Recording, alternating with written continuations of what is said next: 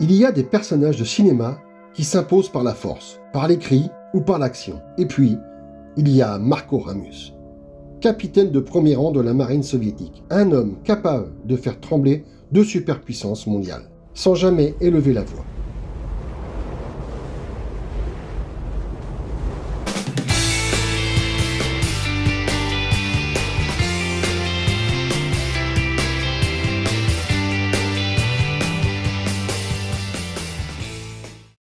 Aujourd'hui, on plonge sous la surface pour disséquer l'un des militaires les plus charismatiques de la pop culture, qui est vraiment le commandant de l'Octobre Rouge. Quelle blessure cache son calme impérial? Et pourquoi Sean Connery a-t-il failli jamais ne jouer ce rôle qui a pourtant marqué sa carrière? Je vous remets le sous-marin nucléaire lanceur de missiles Octobre Rouge. Mes officiers et moi demandons l'asile politique aux États-Unis d'Amérique.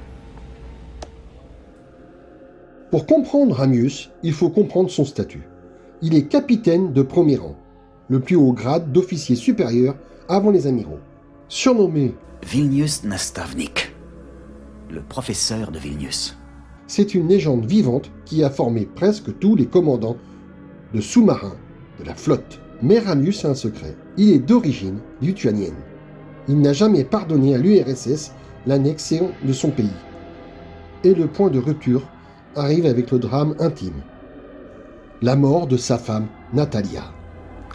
Et aujourd'hui, c'est le premier anniversaire de la mort de son épouse. Elle est morte à cause d'un médecin incompétent, protégé par des connexions avec le parti communiste. C'est le déclic. Ramius réalise que le système qu'il sert est corrompu jusqu'à la moelle. Je l'ai abandonné le jour où je l'ai épousée.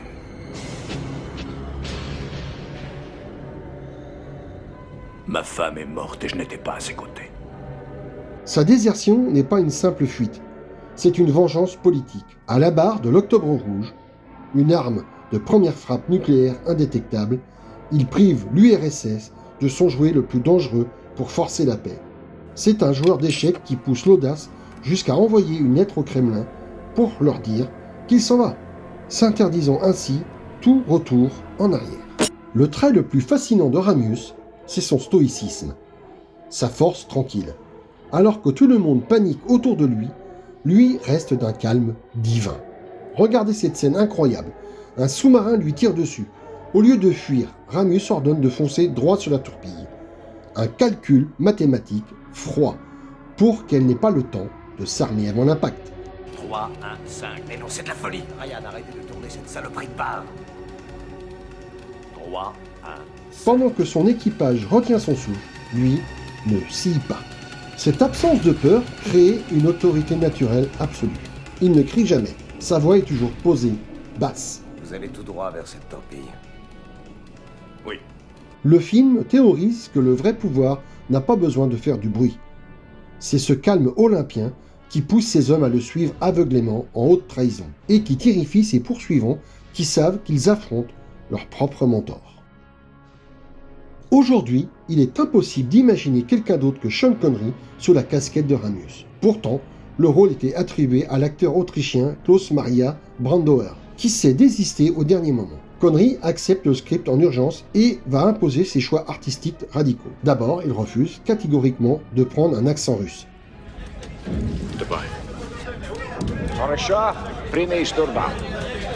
Il joue un commandant soviétique avec son accent écossais d'origine bien trempé.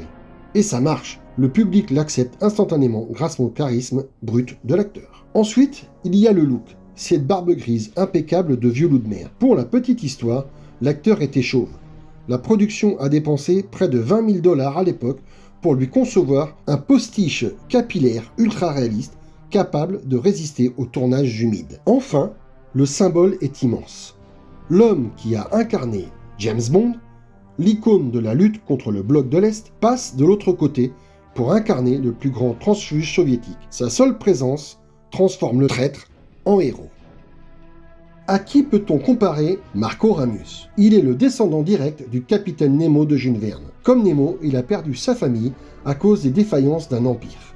Et comme Nemo, il utilise le sous-marin le plus avancé de son temps comme un sanctuaire de liberté, loin de la terre ferme. Sur le plan historique, il rappelle le maréchal Erwin Rommel.